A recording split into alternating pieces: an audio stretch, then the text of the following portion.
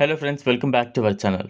పూరి జగన్నాథ ఆలయానికి హిందూ భక్తుల్లో ప్రత్యేక స్థానం ఉంది.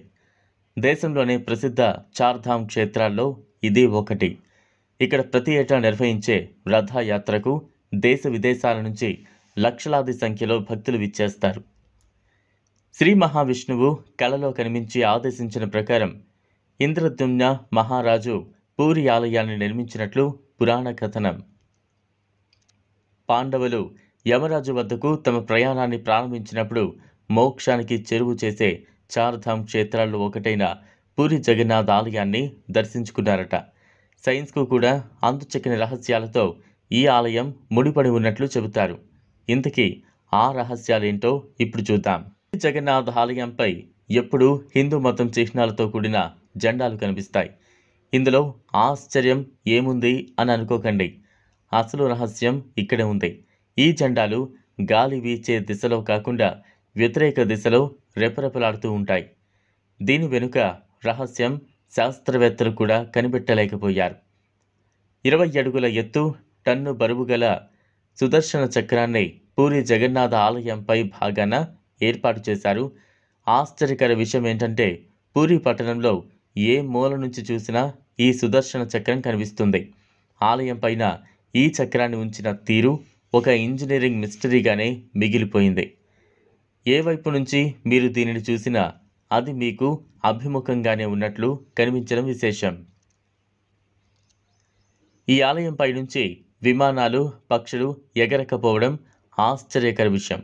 దేశంలోని ఏ ఆలయంలోనూ ఇటువంటి అంశం కనిపించడం అరుదు.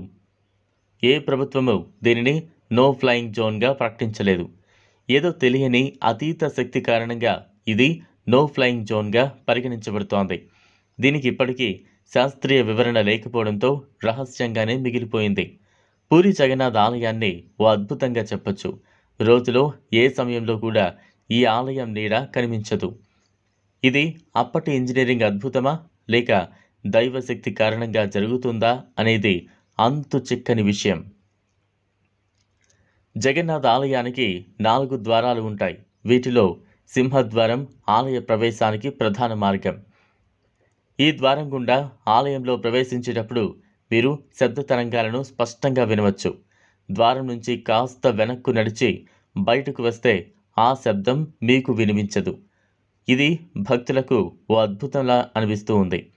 సాధారణంగా సముద్ర తీరంలో ఉదయం పూట గాలి సముద్రం నుంచి భూమి వైపు, సాయంత్రం వేళ భూమి నుంచి సముద్రం వైపు వెళుతుంది. కానీ పూరి సముద్ర తీరంలో మాత్రం దీనికి పూర్తి వ్యతిరేక దిశలో జరగడం మరో విశేషం. ఇది సైన్స్కు కూడా అంతు చిక్కని మిస్టరీ. పూరి జగన్నాథ ఆలయానికి వివిధ రాష్ట్రాలు, దేశాల నుంచి ప్రతిరోజు 2000 నుంచి 20,000 వరకు భక్తులు వస్తూ ఉంటారు.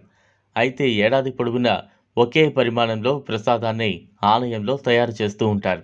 కానీ ఎప్పుడూ కూడా ప్రసాదం వృధా కావడం, భక్తులకు సరిపోకపోవడం చోటు చేసుకోకపోవడం ఆశ్చర్యకర విశేషం. ఈ ప్రసాదాన్ని 7 కుండలు ఒకదానిపై ఒకటి పెట్టి వండుతారు.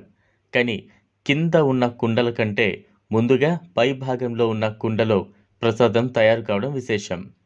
చూసారు కదా ఫ్రెండ్స్, ఇది ఇవాల్టి వీడియో.